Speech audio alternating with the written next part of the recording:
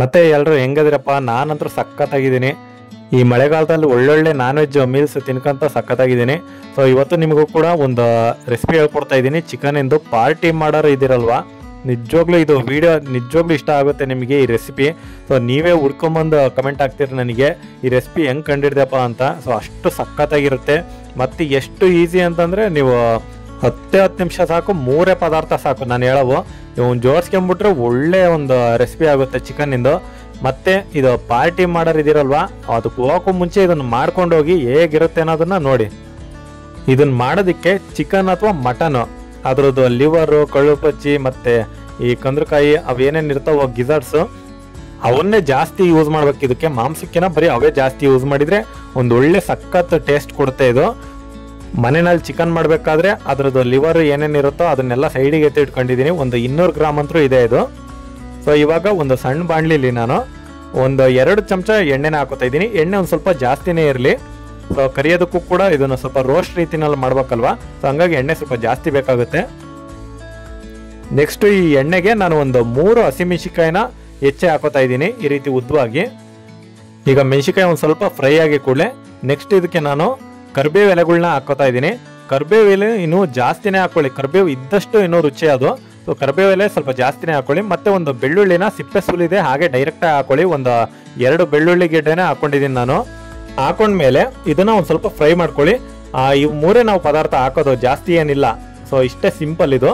So ಈ 3ನ್ನ ಹಾಕಿದ ಮೇಲೆ ಈಗ ಚಿಕನ್ ಏನಿರುತ್ತಲ್ವ ಅದನ್ನು ಕೂಡ ಹಾಕೋತಾ ಇದ್ದೀನಿ.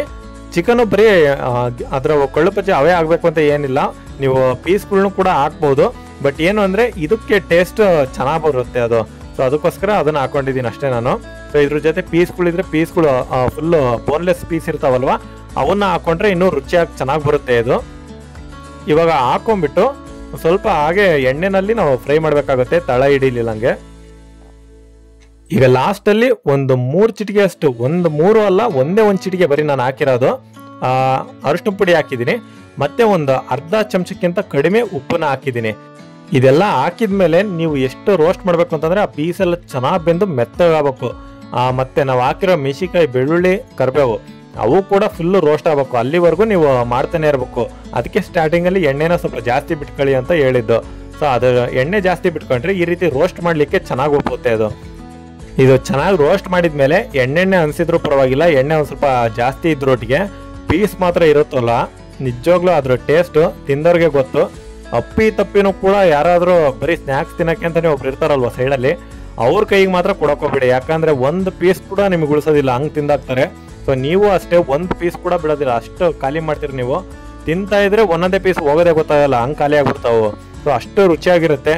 ಇದನ್ನ ಒಂದ್ಸಲ ಡೆಫಿನೆಟಾಗಿ ನೀವು ಮನೇಲಿ ಟ್ರೈ ಮಾಡಲೇಬೇಕು. ಇದನ್ನ ಚಿಕನ್ ಮಾಡಿದಾಗ ಇದರ ಲಿವರು ಅದೇನೇನಿರುತ್ತಲ್ವಾ, ಸೊ ಅದನ್ನ ಲಿವರ್ ಕೆಲವೊಬ್ಬೊಬ್ರು ತಿನ್ನೋದಿಲ್ಲ ಸಾಂಬಾರಲ್ಲಿ.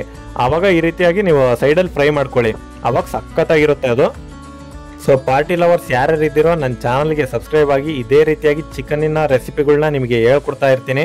ಸೊ ಯಾರಾದರೂ ಪಾರ್ಟಿ ಮಾಡೋರು ಅದೇ ಸ್ಪ್ರೈಟು 7up ಜೊತೆ ತಿನ್ನೋರು ಕೂಡ ಇದನ್ನ ತುಂಬ ರುಚಿಯಾಗಿರುತ್ತೆ.